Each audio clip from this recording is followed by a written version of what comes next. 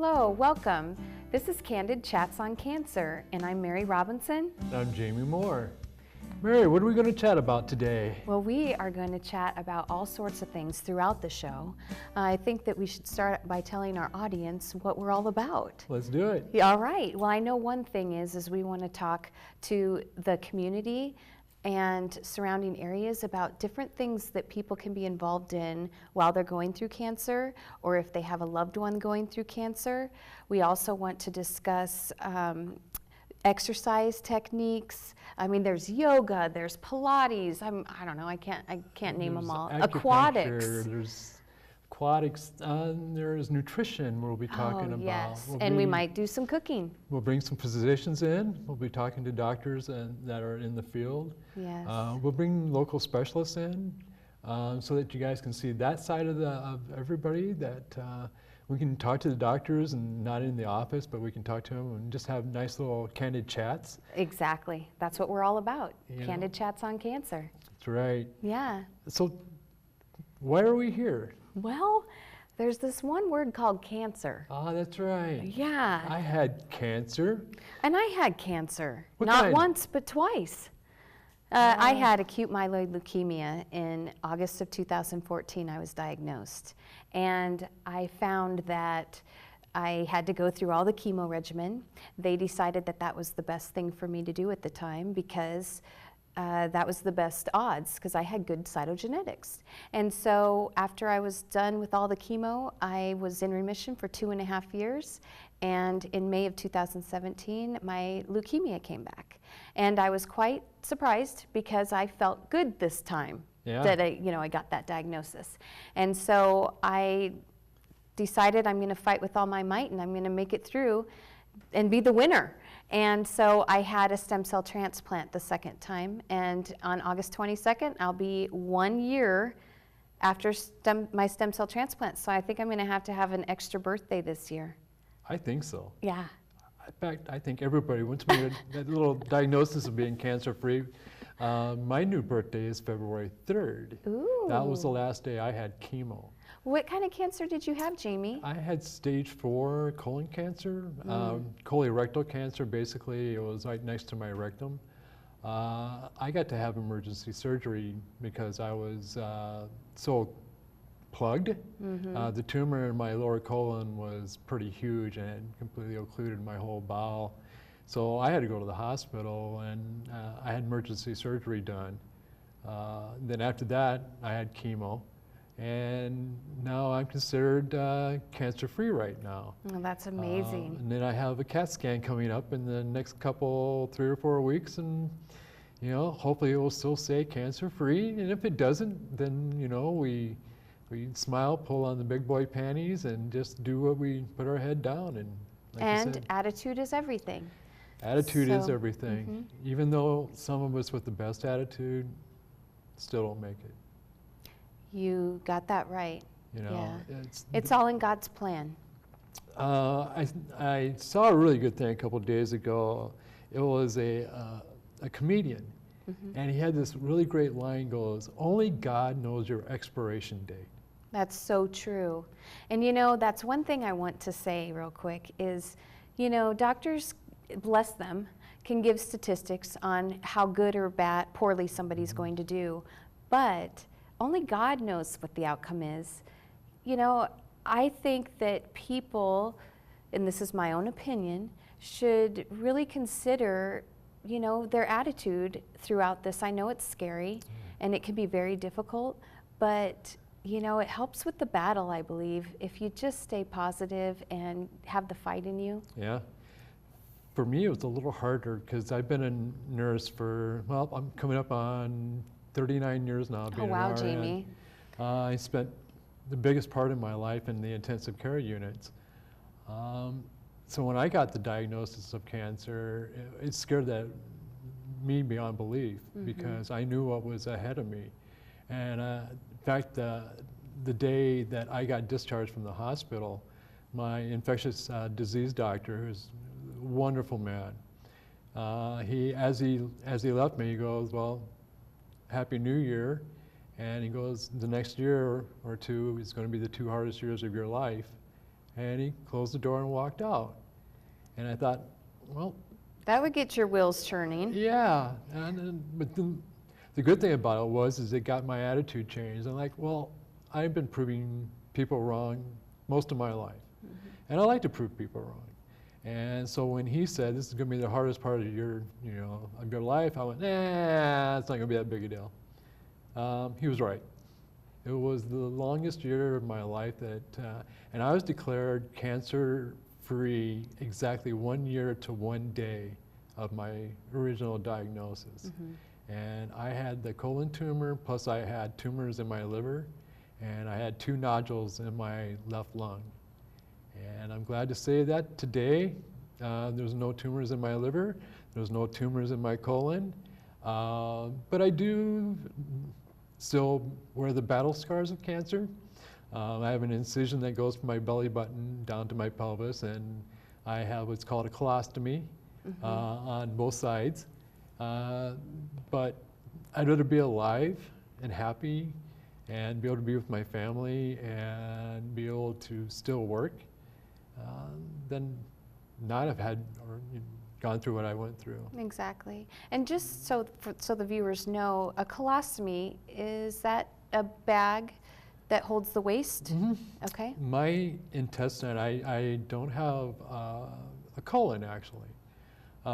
Inside of our stomach, there's 2. There's called the small intestine and then the large intestine. The large intestine, it's pretty much just called the colon. And it goes up and across, and then it goes down, and it goes to your bottom. That's where like a lot of your water and all your waste goes. And so for me, because I had such a large tumor in the end part of my colon, right above my rectum, none of the feces was going out. And so I ended up being full of feces. Yeah. For the first time in my life, that was actually a true statement.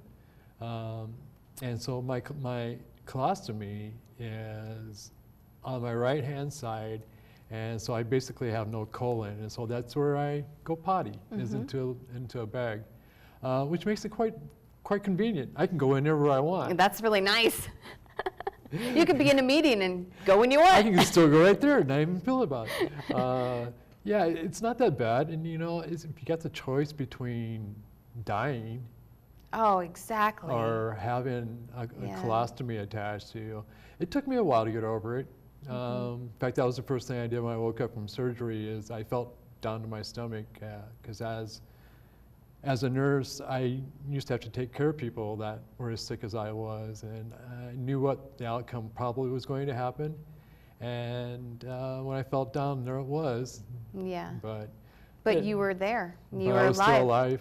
alive, and I feel so bad for whoever was in that surgical suite with me when they did my emergency surgery. If you can imagine what the smell would be, because I had like almost 3 months of impacted colon. And so, yeah. Well, I just think about how hard it would be on your body, because you would think that after a certain amount of time it might, cause infection or something, or It causes infection, it causes inflammation of your brain. There was a lot of things. I was down to 103 pounds when I was admitted to the hospital. But for me, there really wasn't much of a choice. I was initially, it was stage 4 right off the bat. Something though I think that I would like to express is that I actually knew I was starting to get sick, but because of being a nurse and being more afraid of cancer than I was of dying, I refused to see my doctor right away. oh no. Yeah, so if I would have, Kind of sounds like me too, in the sense of I knew something was wrong, but I didn't know what it was, and I didn't think I was that sick. I just thought it was a phase, like busy life. Mother of 4. Teacher, husband, dogs, cat, busy life. Yeah, we all know, I think, that we're sick long before we actually get the diagnosis. Yeah. And I, in a lot of ways, wish I would have never have put off, and it would have been a lot easier for my oncologist to battle my cancer if I would have went in early and had, you know, just if the cancer could have just been localized to my colon. It makes their job so much easier, but because I just kept putting it off and putting it off, and the diagnosis was very simple. I mean, they did a colonostomy on me, and they found out that I had a large tumor, and you know, and within days I was talking to a GI surgeon and talking to an oncologist. Yeah. So it was fun. It was interesting but it was scary, and I think that's what why it took me so long to actually go to the doctor, is because in the back of my little nurse brain, I knew what my journey was going to be ahead of me. This is one time in my life where I wished I was ignorant to it all. Because like me, I wasn't scared to go to the doctor. I just didn't know I needed to. I ended up having a sinus infection. I had signs and symptoms before all this happened, but I didn't realize that I was that sick. So, you know, I had a sore inside my right nostril, and I thought, oh, it's probably dry weather. I'll put Neosporin on, it'll go away. Well, it always came back. And then I noticed that I was getting out of breath whenever I did something that overexerted myself, like walking briskly or whatever. And then I also noticed that I started to get a sore throat and a cold and sinus problems. I had bleeding gums. I floss every day, and so I noticed that when I would floss, that a large amount of blood would come out of the into the sink, and that's something that never happened before. But I thought, well, maybe I flossed too hard. Right. You know, there's just all these reasons why in your mind. Right. But I did ask certain people what they thought, and you know, everybody kind of dismissed it, and so did I. Yeah. Until I went for a possible sinus infection and asked if they would do blood work, and my doctor fortunately did. Yeah. And that's when I found out the horrific news that I was sicker than I thought, and I needed to figure out what it was so I had a fighting chance. So that's when the scary part came for me, is when I actually knew that I was sick. Yeah. With cancer. Yeah. I think that's the scariest word, but one of the things that we're going to try to accomplish in this show is to make cancer not quite so scary. And seeing the can in cancer. And see the can in cancer. Yes. That is so important. You know, going back to our attitudes, you have to have a good attitude in order to get healthy. And I've also found that you have to have faith in order to have hope, and you can't heal without hope. And so there's a whole gamut of things that we need to do, as well as the physical is mental. Yes. Cancer is just as much mental as it is physical. And the mind can do wondrous things. Yes. And we do also need to note that not everybody wins the cancer card they're dealt, but it is possible. Right. And a lot can be learned from a show like this, and we're hoping that all of our viewers will join us for future shows. Yeah. Yeah, what we want to do with this show too is really open up the world of cancer for everyone, so that we start to kind of understand what's going on. And even though I am an RN, I knew exactly zero about cancer, because that was not my field of expertise. Mine was intensive care, which was brains and gunshot wounds and people splattered all over the sidewalk. Well, that was my life. So when they told me I had cancer, I didn't have a single clue about what cancer even was, or what I was going to do about it, or what was going to happen. All I knew was all the bad things that I had heard. And I also, if I remember correctly, because Jamie and I have been friends for quite a few years, you've had history in your family or loved ones that have had cancer, so that's another thing you probably were thinking, oh my goodness, because I don't know if their stories all turned out as well. No, my mother had bone cancer, and her story, her outcome was heaven, which was good for her, because she felt really comfortable when she passed away. In fact, it was one of the most beautiful moments in my life. My sisters were all with us, and we were at one of my sister's homes. And bless my sister's hearts, they took care of my mother when she had cancer, and watched my father, who has Parkinson's disease. So my sisters really helped my mom out a lot. The good thing about it is that I got to see that even if you do pass away and things start to get hard towards the end, she always had a good outlook. And right up to the very moment, and she died in her sleep. Oh. So I wasn't afraid of that part of it. The death part of the cancer didn't scare me as much as the therapy scared me. And maybe how you would feel throughout all of it. Yeah.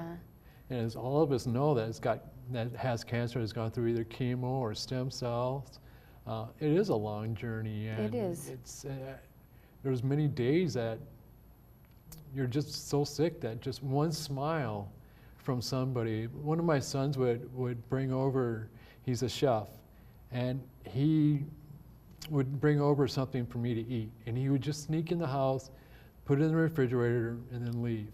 And leave a little note on it. And it was the greatest thing in the world. My other son is just a smile from ear to ear all the time. And he would come over and literally just spend hours with me. And I'd even tell him to go home. It's like, I don't feel that well. Go home.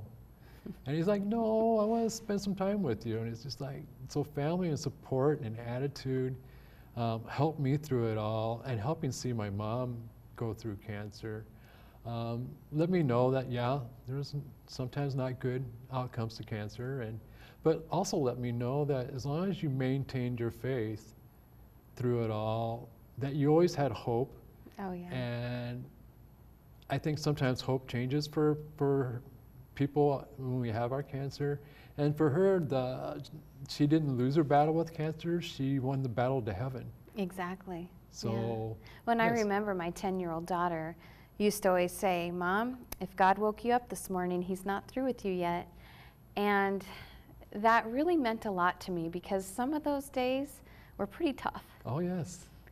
I can remember you calling me on days, and I would be like sicker than a dog, and I would text you, and you'd be like, I've been throwing up all day today. And then I go, hey, I'm not feeling so bad. I guess so. It was just, but it is just one person giving you a smile, or one person sending you a silly text. Yes. Or a support person just showing up at your house with something. Or my neighbors would bring in my trash cans. Oh, yeah. We had so many friends giving us meals. TakeThemAmeal.com is a great place for one of my friends used. And 3 days a week, we would have meals at our house. Oh my God. And, for my large family, there was 6 of us. And I have to admit, weeks upon weeks, I was in the hospital. And so my husband was there to do everything. And sometimes that was overwhelming for him. Right. And that's another thing we need to talk a lot about, is the caregivers and what obstacles they have to overcome, and how they need to be strong for us as well. Yeah. And I don't think any cancer patient takes that for granted. It's just at the time, we are just trying to survive. Right. And all of the love and prayers and support from family and friends is so beneficial and appreciated. My wife was there for me for every step of the way, even when I didn't want her to be there. She was really a good one for forcing water down me, because I'd lose hydration. One, just because I don't have a colon, and your colon is where almost most of your water is absorbed, into the body. And because since I don't have a colon, all the water just drains into my bag, and so I have to continually drink about 8 glasses of water a day to stay, 8 ounces, so about 64 to 100 ounces of water a day to stay hydrated. Wow. And she'd come in and she goes, "You been drinking?" I'm like, "Uh-huh." And she goes, "I don't see any glasses of water in front of you." And she'd come in with this gigantic glass of water, and I just get so mad at her, like, "I can't drink that whole glass of water." And she goes, "Well, just try." Did you ever have her flavor it or do anything special to make it taste? Or maybe you didn't like taste at the time, just to help you drink more? Water for me was tasted One day it would taste good, one day it would taste bad. Anybody on chemo, you've gone through chemo, my taste buds were just wiped out. And it's interesting, certain days of the week you like certain things, and then 2 days later you can't stand it. That was me. So I did go through a flavor with water. I mean, I tried this flavor, that flavor, and some days I'd love it, some days I'd hate it. And then I ended up just drinking the water because nothing tasted good. Yeah. And any carbonated drinks, ugh, I couldn't do it. But one day, maybe 7-Up I liked. I don't know. It's just crazy how the chemo messes with your taste buds and everything. And nurses and doctors do everything they can to keep patients comfortable. I will say that. But there's times where you just aren't. If you get sick, it's very wise to go to the doctor. You tell your doctor that you're getting sick because they will give you medication for it. I know all the way through my chemo, they were very aware of my hydration, if I had diarrhea, or if I was vomiting or not, because if you're not hydrated, you can't heal. That's the other part of it all, is nutrition, exercise, emotional support. I guess one of the things that you were saying about the support system is, I didn't realize how much my wife and family had done for me until I got better.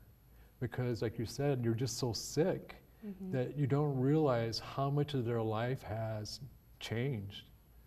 You know, the mere fact of having take you to all your doctor's appointments, you would have to take off work, making sure we're hydrated.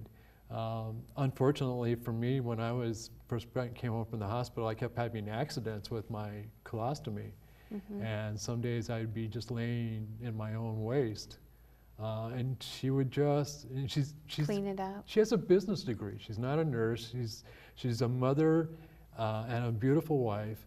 And she would just say, no big deal, and just clean me right up. And I would be just bawling because I'd be just so embarrassed that my wife was having to clean me up, you know. And so I was oblivious to how much my family did for me until I started realizing in the end and realizing how much emotion and energy and how much of their health that they also expend trying to keep us alive. Exactly. And you know, now that you say that too, I mean, boy, my children and my husband, they had to see me run to the toilet and the trash can, or sometimes vomit on myself because I couldn't move fast enough. And all of them just, Mom, you're okay. Yeah. You know, it's fine. We'll help you. And, you know, you don't realize it, I guess, either. I didn't, now that you say that, I don't think I really thought about it fully until just now, Yeah. you know? I really didn't. I didn't really realize what the sacrifice that our support people go for is. And then they have to see us that way. Yes. Which, you know, I think sometimes I'm sure, could use somebody to lean on. I think our support systems really need somebody to lean on. They need somebody that can let them talk. They need to have somebody that can even, you know, help them with exercise and nutrition too, because, you know, their exercise and nutrition ends up failing also because they're more worried about us, so they don't exercise. And we used to have a saying in our house, there's only can be one of us sick at a time. Yeah. And so it's very important, yeah, I think it's more important for the support people when we're going through is to have them, you know, seek out somebody to help them emotionally.